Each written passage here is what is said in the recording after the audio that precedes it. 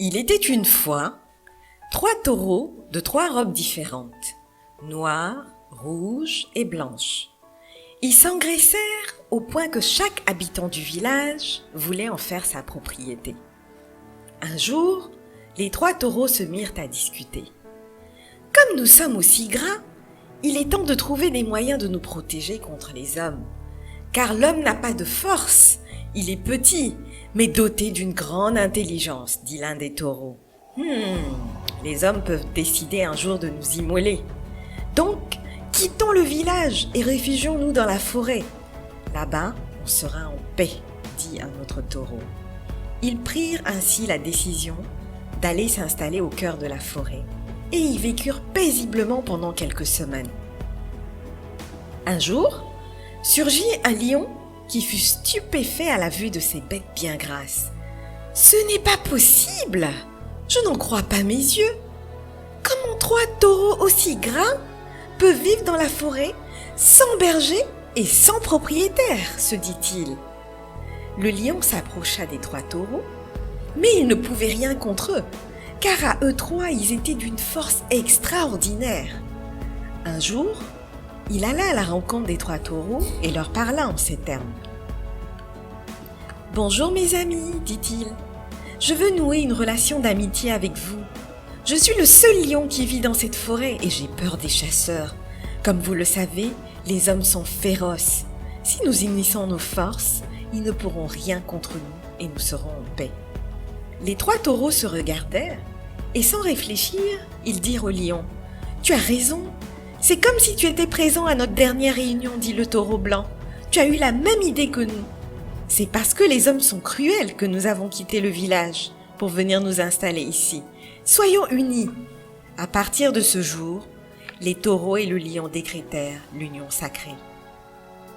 Ils mangeaient, jouaient et se promenaient ensemble. Plus tard, alors que le taureau à la robe blanche dormait, le lion s'approcha des 2 autres et leur souffla à l'oreille. « J'ai un souci. Si nous sommes en brousse, c'est pour nous cacher. Mais il me semble que cela est impossible à cause du taureau blanc. Que ce soit le jour ou la nuit, sa robe blanche reste toujours visible. Si nous ne trouvons pas une solution, les chasseurs vont nous repérer et nous tuer. Laissez-moi l'éliminer avant que nous ne nous fassions repérer. » Puisque c'est ainsi, il faut l'abattre, consentirent les taureaux rouges et noirs. Ainsi, le lion s'attaqua au taureau blanc et le tua. Quelques jours plus tard, alors que le taureau noir dormait à son tour, le lion dit au taureau rouge « Mon ami, je vais te faire une confidence. Jusqu'à présent, je ne suis pas rassuré. Les chasseurs pourraient toujours nous repérer à cause du taureau noir. Si on le tue, ce sera une protection totale pour nous 2. Personne ne pourra nous retrouver. » Le taureau rouge acquiesça. Sans attendre, le lion bondit sur le taureau noir et le tua. Il ne restait plus que lui et le taureau rouge dans la forêt. Un jour, le lion dit au taureau rouge « Mon ami, franchement, j'ai faim et je veux manger de la viande. » Le taureau rouge ouvrit grandement les yeux et lui rétorqua « Mon cher ami, si tu as faim, tu n'as qu'à aller à la chasse. » Le lion répondit en riant « Vous ne saviez pas que depuis le début, je vous trompe pour vous dévorer tous?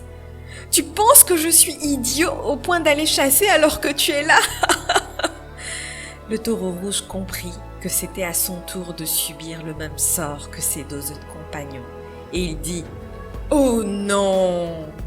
C'est pour cette raison que tu as noué une amitié avec nous? C'était pour nous abuser et nous anéantir l'un après l'autre? » C'est ainsi que le lion bondit, lui brisa le cou et le dévora.